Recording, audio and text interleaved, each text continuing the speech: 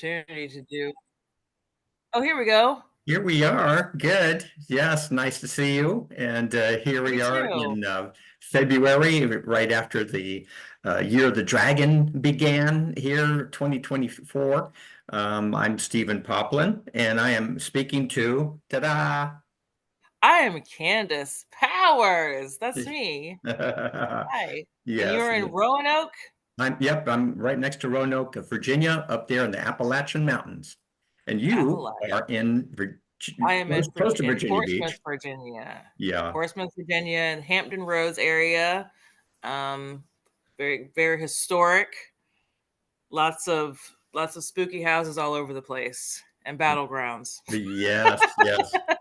I took a bicycle trip over there with Bruce Shelton not that long Mm, ago, maybe about 2 years ago, just bicycling through the neighborhoods and so forth, and right mm-hmm, along the water. So there's some mm-hmm. nice places there. And back in the 80s, I was attending ODU, Old Dominion University, there in Norfolk, and so I lived in Norfolk for a couple of years.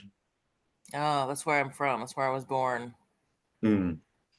I even Yes. taught a semester at Norfolk State. Oh, nice. That was quite an interesting experience. It What was did you teach? a fellow student. Her name was Catherine, and she was a teacher over there at Norfolk State. And we were studying philosophy together at Norfolk, Mm. at ODU. And then she took either sabbatical, I think, or took off for a semester, and she just asked me to step in and teach her class on comparative cultures. And so it Oh, was really quite interesting to take a look at, again, stuff that's always, been attracted to me because of my MA is in humanities, and hmm, mostly that's kind of like Western civilization. And so it was an opportunity with these students to take a look at, different, you know, uh, ideas and philosophies and beliefs, and really going towards the origins of them, back when they all got started, whether that yeah. be Taoism or Confucianism and so forth. And each of them took a particular subject and made a presentation there, for the rest of the students. So it was a nice semester. I hope everybody enjoyed it. That sounds awesome. I'm sorry I missed it. I wish I were there for that. That sounds great. Yeah, yeah. Yeah. And we have been coordinating our divine essences over at the Fellowship of the Inner Light. And I'm so happy that you're there and bringing new light and new energy to that church. Yeah, I really enjoy the atmosphere. I enjoy the people. It's a really fine community, a very eccentric community. And what I find interesting about it is it's been people have been working together for so long, and they see each other as, just like, this is my friend or this is my sister, and I come and I'm like, there's so much magic. It's like there's fairy godmothers, there's gnomes, there's, and there's like Larry Jennings with the nature spirits. There's so much. There's just treasure everywhere in every person. So coming there and bringing, my own gifts it's been easy. It's been easy to do. There's times where I can be hesitant just because of the world we live in. There's so much, just lots of people who are looking to use gifts to see how they can profit from things. And it can be hurtful, but and that's what when I got there, that's what I had been experiencing. So it was very refreshing to feel, that not only am I a human, but I have these unique abilities amongst others who do as well. And it's so many great opportunities. I felt just like it's just been magical the whole time. I'm like, is this is this really happening? Am I actually being, embraced for all these weird oddities that I've always been? So I Yeah. love it.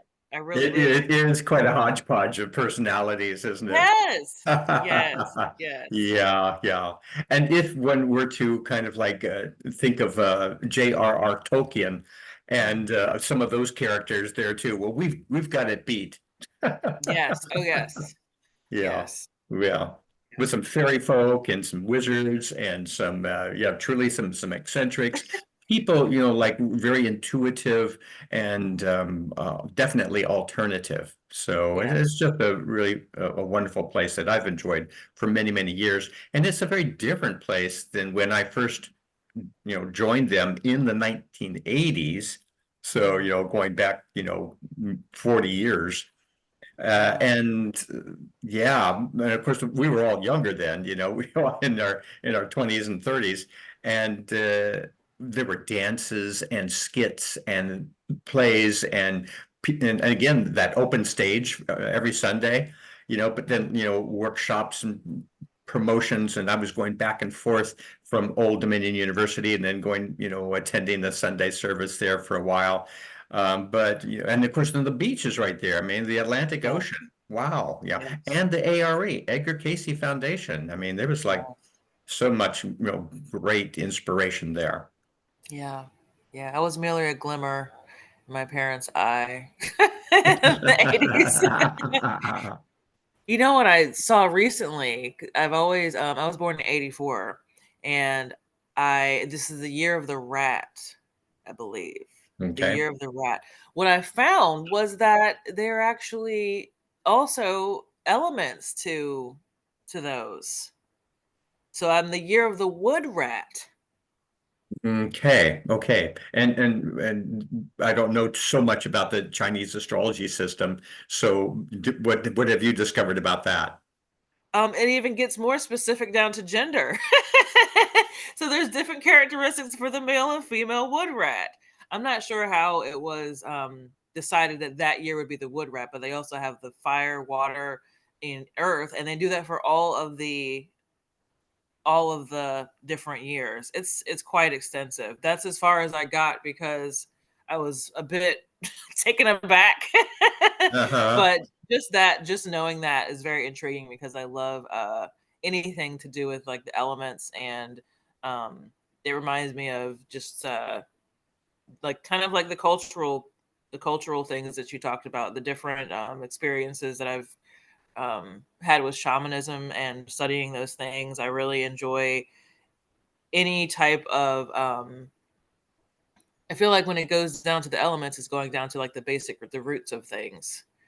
So it was kind of refreshing. I'm going to look more into it and I'll let you know what I find about that. But I thought it was really cool, and that's what it reminded me of. It reminded me of shamanic practices, and the elements have always been a basis for me when I feel like all of these systems that we have are overwhelming. I can always go back to that. Right, So right, and derive that inspiration from each of them. And yeah. I found it interesting that, the Chinese astrological system also have 12 signs. Mm, And, dividing them, per year, following a lunar calendar is mhm, something that, in the West with Western astrology, they just didn't do that. You can have a sign representing that month, and then mhm. there's again those 12 signs, every year, but to have the whole year represented as a particular energy, animal, and the archetypes of that. I was born in the year of the horse. And Oh, I found that very appropriate because I'm gallivanting around the globe a lot. you gallivanting. Got to have a passport in my life because you're Yes, hanging out yes. with me. In fact, just 2 weeks ago, I got my ticket again for Europe, and I'll be going off to Serbia and Austria here very soon. Oh, It'll wow. be It in, seems it'll like be you in. just got back. I know, yeah, but it's it's a summertime thing. Yeah, Yeah. yeah. So we were talking about also what I have been doing with hypnosis, leading Mm, people on visualizations and trance journeys. I wrote a couple of different books on that, mhm, and it's a lot of case studies that I did over the years, taking down, these conversations with people who basically, are in a trance while I'm talking to them. They're, in a semi-deep state, enough so, deep enough so that they can leave the personality, leave the everyday, and then to tune in to the higher self, the soul, because that's where we want to go. That is where the energy is. That is the spark within every person mm, that knows, where I have been in past lives. And mm, so the idea is to go into it, finding out, you know, sometimes it's a more like a curiosity thing. mm, Where have I been? What have I done? Just pure curiosity.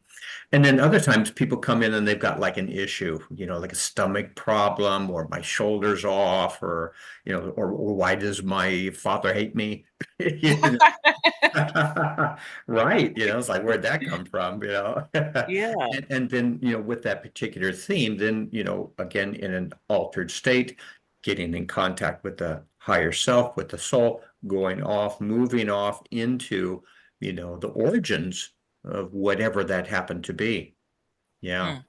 Have And you always wanted to do that? How did you find yourself in the hypnotherapy? exactly right. I was very curious about that. In fact, even before I discovered Edgar Casey, I was studying, philosophy Mhm. in college. In fact, even if I go back like one step beyond that, and I was age 21, and I was Mhm. minding my own business. I was Mm. living in Denver, Colorado, walking through a park on a nice sunny day, and suddenly the leaves started to shimmer, and the grass had an effervescent energy, and I was looking around saying, what is going on here? Yeah. And I had no idea. But then it felt, and I didn't understand it at the time, but perhaps later I could describe it. It says it felt like a little fairy dust, kind of like, dropping Oh, upon my head, my consciousness. And then it's like I was seeing like the matrix energy, beyond the trees and the grass and the park that I was in, and seeing, wow, the universe is alive. But I had no idea what was going on. I did not know. I did not understand what was happening. But then it sparked me and planted the seeds of there is something else. And then within months, I had this really interest of reading, philosophical books, and wanting to understand the nature of the universe and oh, why do we think the way that we do. And so that really kind of started me off. And again, I didn't realize it at the time, but it was a contract of my soul before I was born to say, you're going to like just be a good all-American a boy, just, having the imprint from our culture, probably from a conservative viewpoint, by the way. My dad was in the maybe, military. maybe that's what it is. Right. And then I am supposed to, at age 21, I'm supposed to wake up and then have new eyes, you know, Mm, which was a part of the awakening. mhm, And to recognize that when I'm at a particular age, let's say had that happened when I was 12, it was like, well, probably at that point, it's like, well, this is how life is. But at right. age 21, I go, wait a minute, here's this life, and now here's this life. There is a shift. What happened? And it Mhm, happened here with my consciousness viewing things in a very different way. And again, I didn't know it at the time, but afterwards I wanted to find out what that was all about. And then studying philosophy, then Hinduism, then reincarnation is part of Mm. Hinduism, and past lives, and then going to a hypnotist and having the experience myself, of who was I, what did I do, and so forth. And finding out that information is also like under the veneer of our Mm. personalities. Just like you were saying earlier, when you have a visualization or a nice deep Yes. experience like that, you really enjoy it because it brings stuff that is already there. Yes. Yeah, it's just like Yes. just a slight blanket, let's say, a covering, a way of perceiving, feeling, noticing things. Yeah, Mhm. and so that got me into hypnosis because the woman who hypnotized me, and which then I saw a past life, I go, well, that's interesting having to, to see a past life. But how did she do that? Yeah. Yes. Yeah. So Yeah. it's like, oh, hypnosis is a thing. It is a thing. I've Yeah. never been hypnotized before, and I would allow you. I would allow you. There's a lot of people now who say they do it, and that's cool, but I feel that it's like any other type of therapy. You want to have a connection with that in order to have that type of trust to be in that state. So I feel it's something that could be very enriching, and I find it interesting that you not only stepped into that role to expand for yourself, but now you do it for so many other people, and bring that awakening, because this world we're in, we can be so disconnected from just each other in general, much ourselves. We're just walking around with we're blobs, with no form and no motivation to live out our purpose. Oh my So my goodness, yeah. And really a hold the lot of key people to thinking that, unlocking that. yeah, thinking that they're moving, towards their purpose, but we've all been programmed, Right. and that's Indoctrinated. cultural hypnosis, mass Yeah. hypnosis. Oh, yes. Oh, wow. And we studied that in marketing, and they talk about all of it. What colors will get people to move a certain way? Red gets people to slow down, or green causes people to wanna buy things, and blue calms you down, and they have all these things in every logo. They put it in the room that you're in when you go shopping. It's just really second nature. Right, right. And it's so manipulative. And It they're is. taking these things that are really quite powerful because imagine, like hypno learning, Mm, like speed learning, imprinting, things for success, for growth, for curiosity, for excellence, for creativity. I mean, you can implant those things too. right. But the marketers, the business people, they say, how can we get people to buy? Yes. Yeah, Produce. yeah. Produce, and that's just manipulation. It is. Yeah. It is. That's why it's great to be aware. Yeah. Uh-huh. Yeah. Yeah. And that's part of the interesting journey of waking up, because when we really do recognize that there is something bigger out there than what we were told, and it's not just, like this, how we were formed, and a lot of that, of course, is just through, the family values and what we see in the school and then on television. On one level, it's not like an evil, nefarious thing. It's just Right. this is culture, and this is how things just, like are passed down from generation to generation. But if they're all asleep to begin Mm, with, what are they correct. passing on except some more of their sleepiness? Correct. Absolutely. Oh, wow.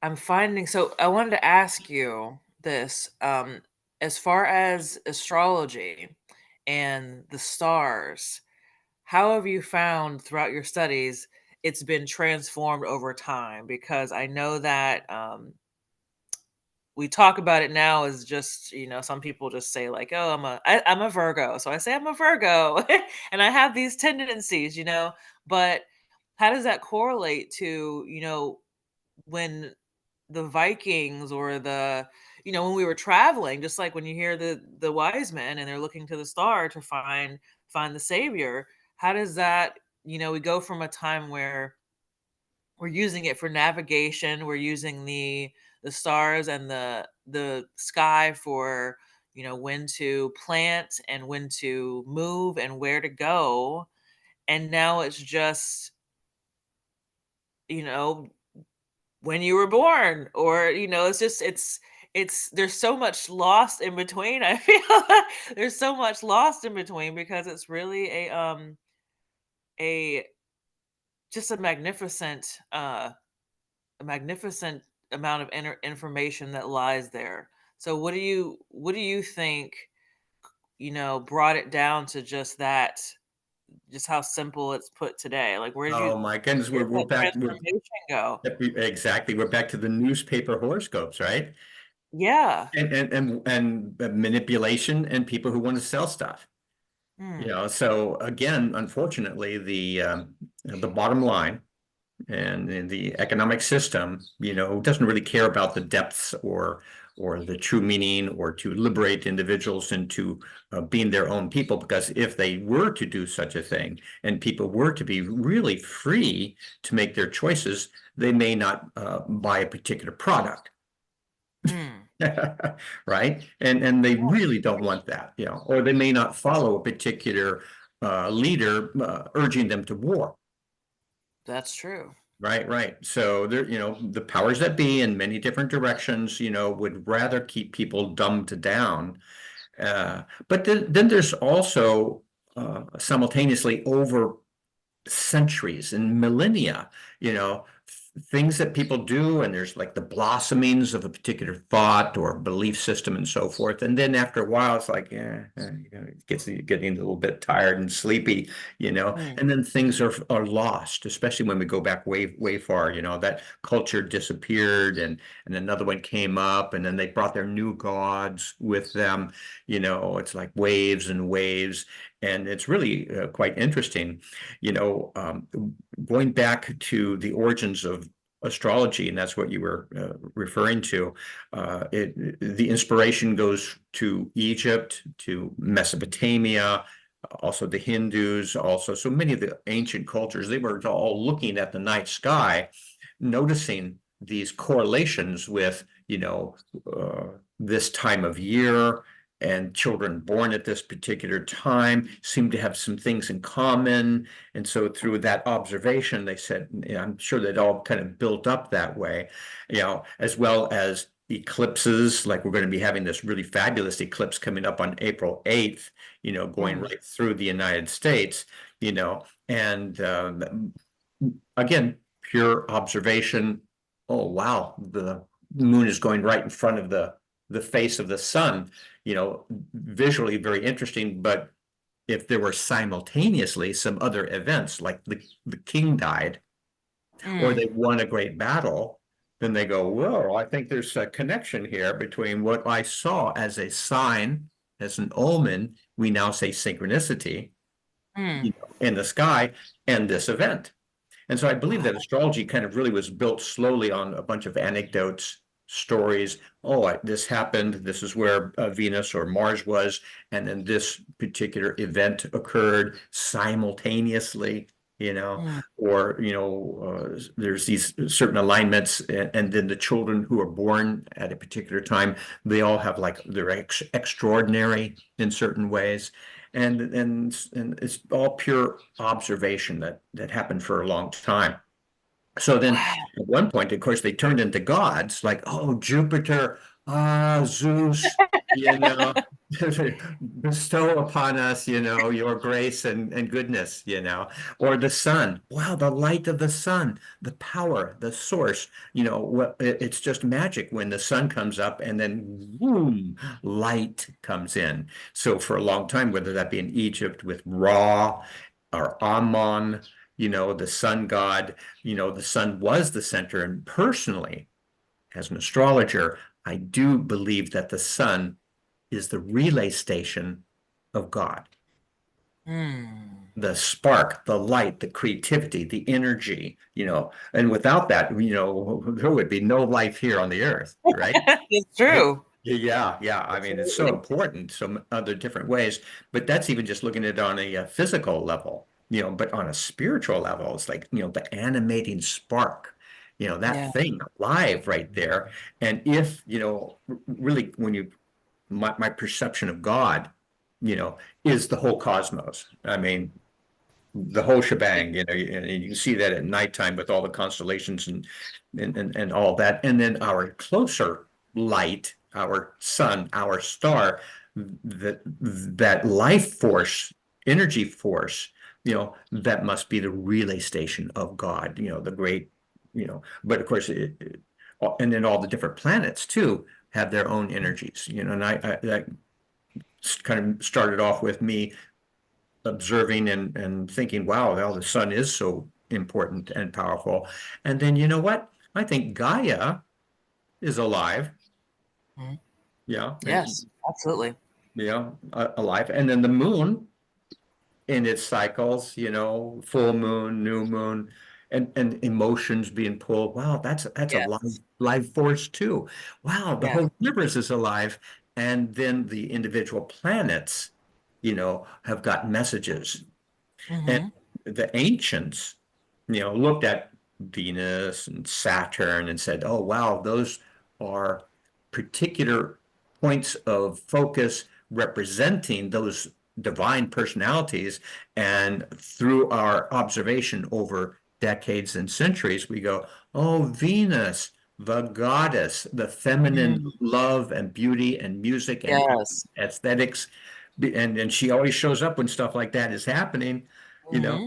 as compared with Saturn, the taskmaster, the timer, it's time to change things. Things have come to a halt. Not so much pleasantness going on there, not as nice as Venus, but then, over a period of time, recognizing them, and then the ancients said, wow, that is divine, and we honor them. They are gods and goddesses. Mm. And that's the origins of things. But of course, then, especially with the rise of Christianity, thou shalt have no other gods before me, Mm. because I will be a wrathful God and I shall smite thee. We will be smited. That's right. Although I'm a loving God. Yeah. Wow. Hmm. Christianity does change quite a bit. Yeah, Do it you really. find that I do recall you bringing a telescope, so you enjoy the stargazing as well, not only the what's the word I'm looking for? The lore. The lore. That's right. You always know the word I'm looking for. You enjoy the lore, but also the actual study of of the stars and looking into the galaxy. That has to be there's a lot of stars to look at. So I Yeah, imagine oh, you've been so doing that for much. a while. Right, right. And I'm so excited with, like, the visuals that Hubble has brought, Mm, and then the latest one, going out there, that's even more powerful than Hubble, but also then the various missions to the different planets, and them sending back the signals to the Earth. And that's when I think yes. of that, I think of modern mechanical and electronic miracles. Yes. You can think of the divine and everything, but it's like, wow, how brilliant is that, to send off a spacecraft, going past Pluto, taking photos of Pluto way out there and then sending it to us. Pluto. Pluto. Wow. Pluto. Yeah. I My remember when goodness. Pluto was Isn't that magic? Right. it is. And Yeah. even when you talk about it, I'm like, it's so awesome because we're created as creators and we're studying the universe that we are a part of, that we are literally a part of. We're stardust. So we're taking a deeper look at ourselves, so to speak. So that's awesome.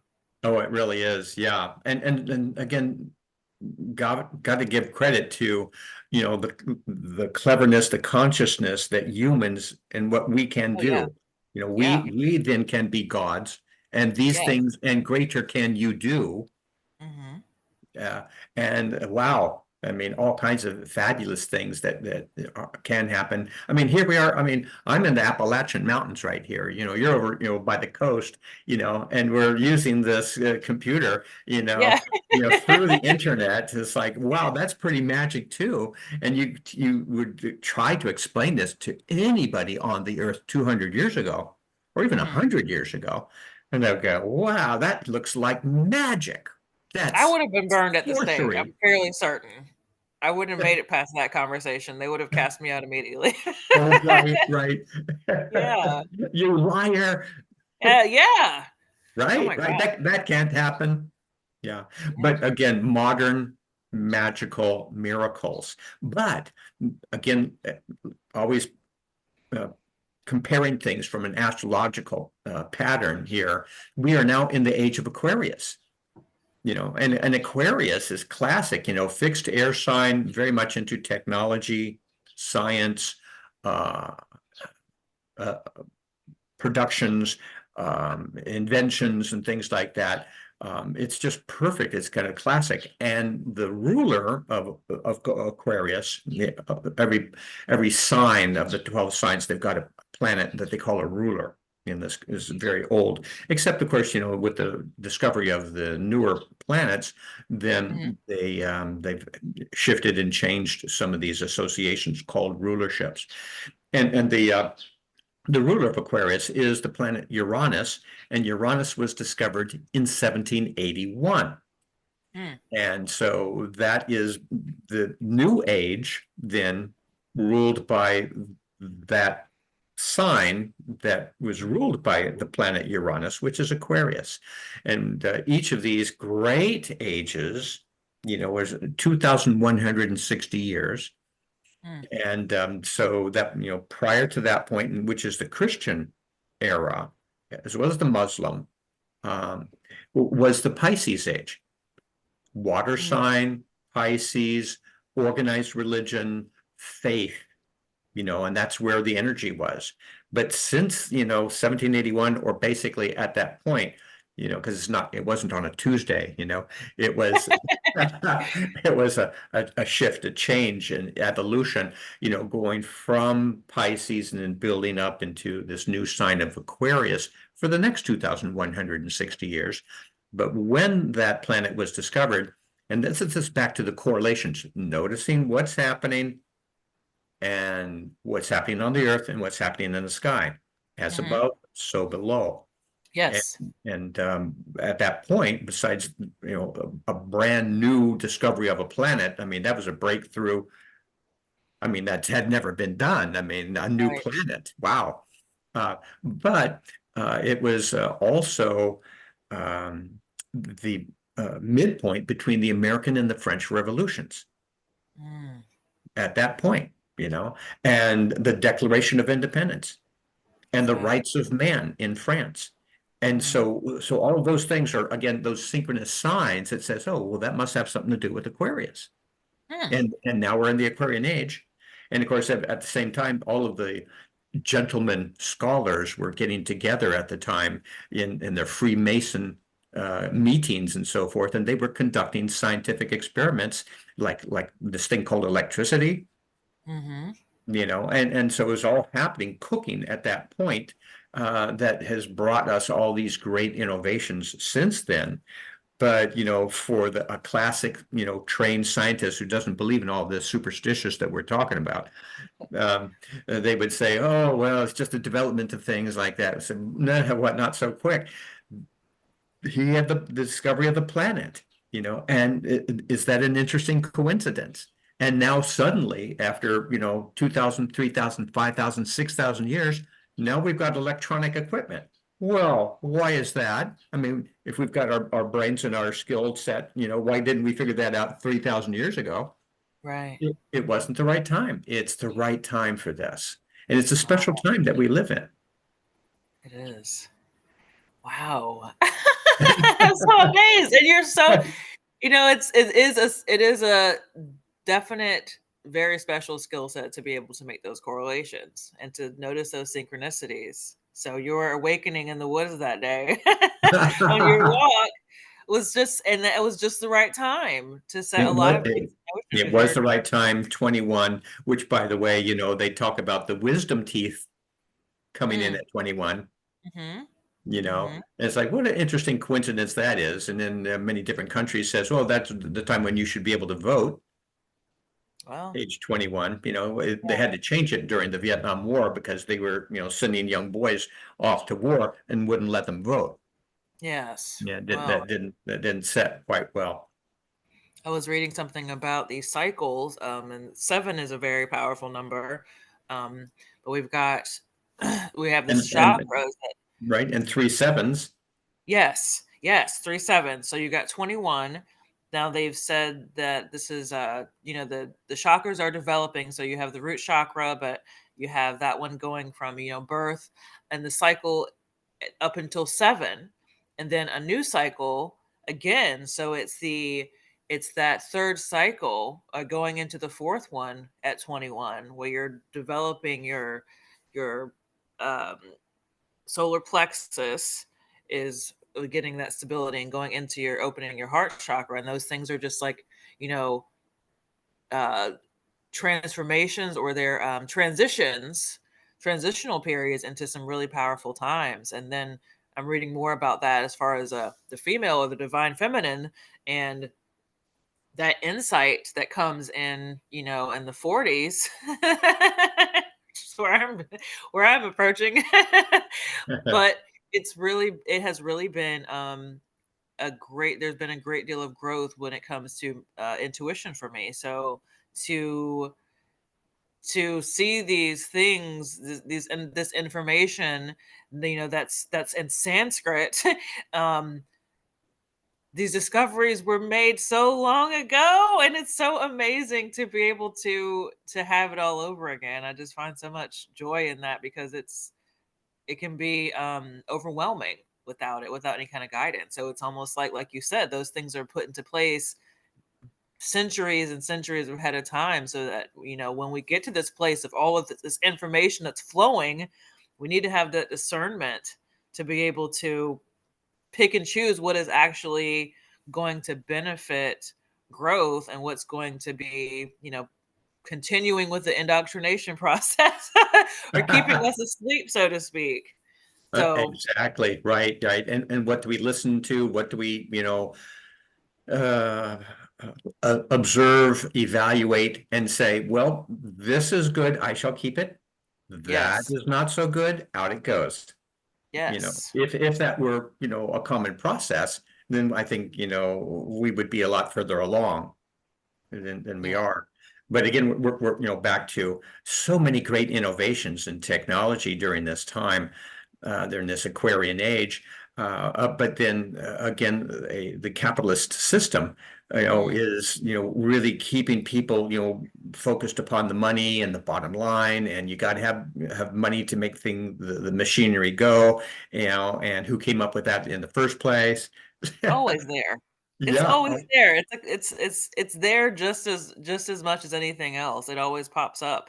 it That really that does. grind, the daily grind, whether Hmm. you're an emperor or you're, working on the printing press or whatever, it's a constant thing of trying to get to some place where Yes, yes. where you're gonna be able to buy everything you want. Where is that place? I've never. Right, Yeah. right. I found it again, just classically looking at these associations in time and events, synchronicities and Mhm. omens and things like that. The United States, born in 1776, Mm. and that was the same year that Adam Smith published The Wealth of Nations. Ah, How about that? how What a, about what that? a coincidence. Indeed. Right, yeah, Wow. yeah.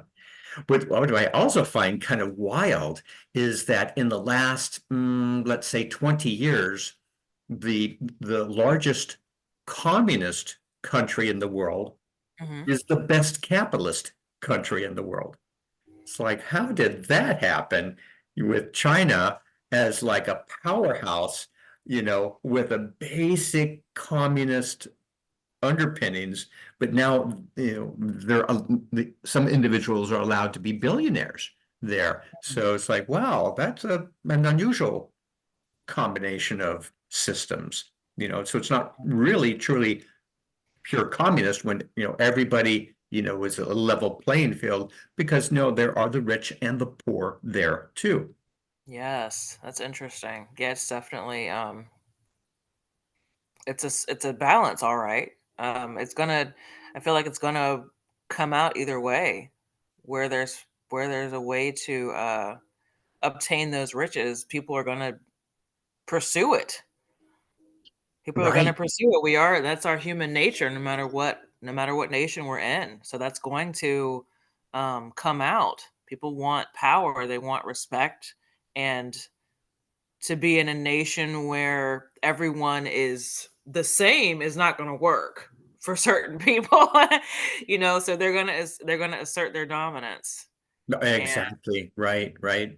It's yeah, really interesting, like in psychology and sociology, they do their various experiments with the individuals, whether that be in groups, double-blind studies, also in the classroom, also with young people.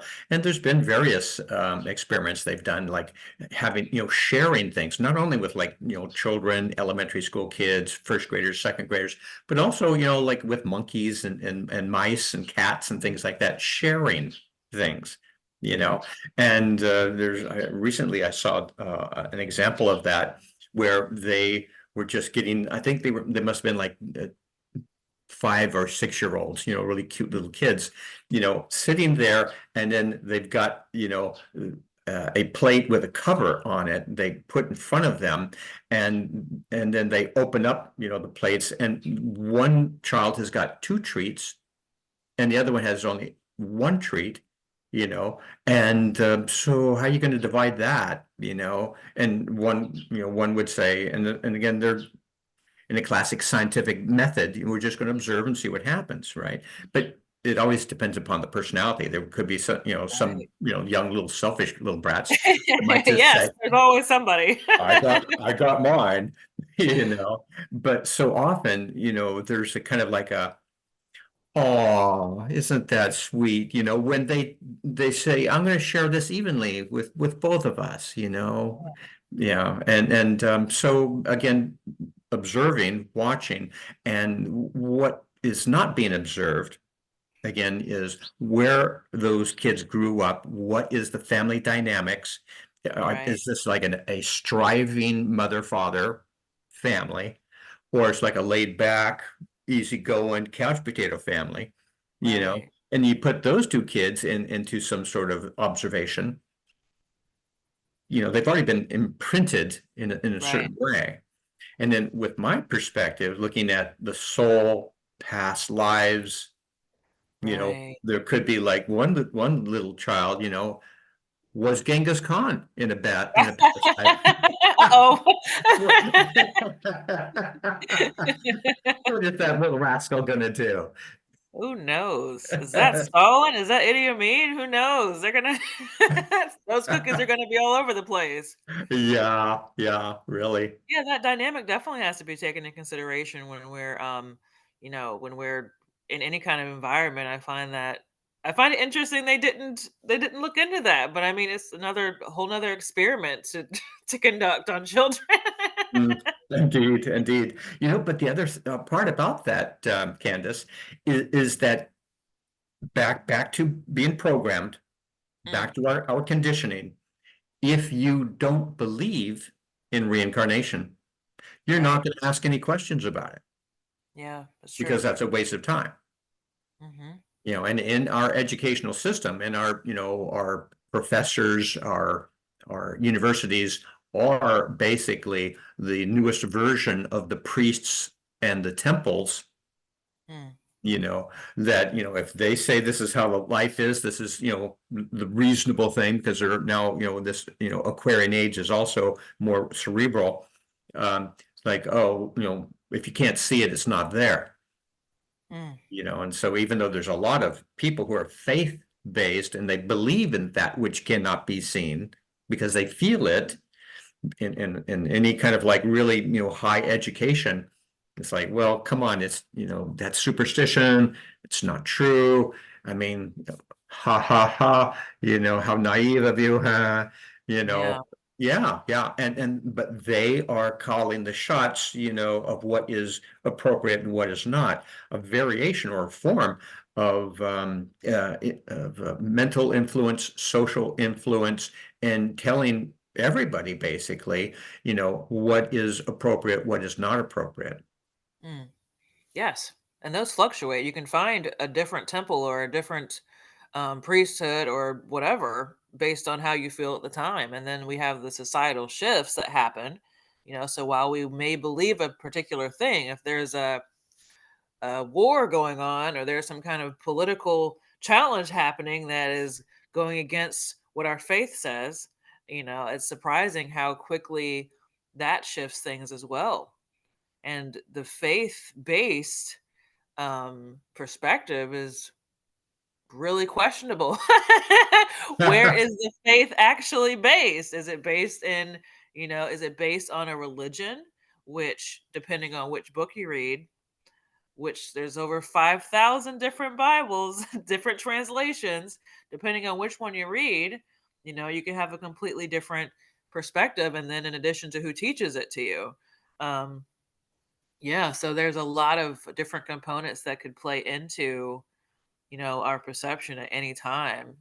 It's really important to, and that's my Virgo again. I like to stay grounded. Let's stay grounded. Let's do our, let's turn inward and find our truth. And, that's Right, really, right. And then get where back to, up there, learn the lessons and then get back into service because that's yes. also very Virgo. Yeah. Yes. Yes. Yeah, I'm a Yeah. Scorpio, and Yes, you are. so uh, always very interested in delving into the unknown. That there's something unseen, but there's something going on, and Mhm. I'm curious to Always. find out. You know, Many detectives and researchers have a sometimes a strong scorpionic slant to them. So I'm pretty classic Scorpio in that sense too. Oh, yes. Do you find that so I know, and I was talking about like that how everything is in a meme now, or you can go and find something about your sign on Pinterest or Facebook or something. Do you find um that there's a great, and I believe so. I believe this, but do you find that there's a great deal of value in getting that, not just your sun, but your rising, your moon sign, like getting those components together when you can? I know it, you need to have some information. A person needs information about when they were born and where. But I found, it was really enlightening. It brought me more clarity about myself, getting a deeper understanding of those elements, which I got from you. Your reading was outstanding. I'm telling all my friends how great it was to get that reading from you. It was great. It was so good, so good. Oh, And it was very great. helpful to Very good, understand very things. good. So, yeah, It that's why it's important depends to on, find the right person. yeah, back to the source, and if it's like, newspaper, general stuff, then it's superficial. Yeah. And so truly the deeper that you get, then, the more that you're going to get out of it. And yeah, there's the sun, the moon, the rising, Venus, Mars, how are they interacting? Are they next to each other? Are they opposite each other in the sky? All of it is taken into consideration. But there's also the sense that uh, it was developed differently in Egypt, in Mesopotamia. Obviously, we just started talking about the whole Chinese system that, in some respects, I'm thinking they're not even looking at the sky. When they're Right. the only thing is that it's a lunar calendar, so they know when that begins. But there's nothing up there that says, oh well, now it's the year of the dragon. So where is the dragon? It's just a pattern that just keeps on going on. But that's Yeah. the other side of it, which I think, a lot of scientists and logical people, they look at that and say, oh, well, it's all fluff. It doesn't make sense, because I think there's two things going on. And one is like I am observing, where are the planets? What are they doing? Are they united like that? And then is there a correlation? And historically, past astrologers have noticed and written down the correlation when these Right. two things happen, be on the lookout for such and such, and that's when I think we can really build upon something. Yeah. But then we have this really cool thing called synchronicity. There Yes. is an acausal action going on. They're not related, but it is a sign, and there's messages that we can get, Yes. the flight of birds, or happenstance of like noticing someone or an energy or a feeling or a sunrise, and then making a correlation with something else. That isn't really kind of a cause and effect. That's more of a sign. And getting these two things mixed up, that here we have the unfolding of something in I'll just call it a Newtonian calculus, of just observation, and then what happens here upon the earth in its outlook, as compared with getting an image, a sign like tarot cards, Yes. or other things, or a rainbow in the sky. It's like, well, you didn't calculate that from the planets, Right. right? But it's like you were there at the right time and you feel you Absolutely. got this message, and that I think is also valid. It is. Yeah, yeah. Absolutely. Absolutely. Yeah, you gotta be there at the right time. And there's so Right. many things that happen. The bird that you see, it's born at a very specific time in a very specific place and travels a certain amount of miles or whatever to get to that one spot where you'll be to get a confirmation on something. So it's all Yeah. divine timing. It really is. Yeah, yeah. It reminds me in the word auspicious. Mm, That's an auspicious sign. That's that is, ominous, or that is predictive. mm, That goes back to ancient Rome, when an auspice was a bird seer mm, and a predictor, like the Vestal Virgins of Rome. They would look for signs, and then they would give advice to the state.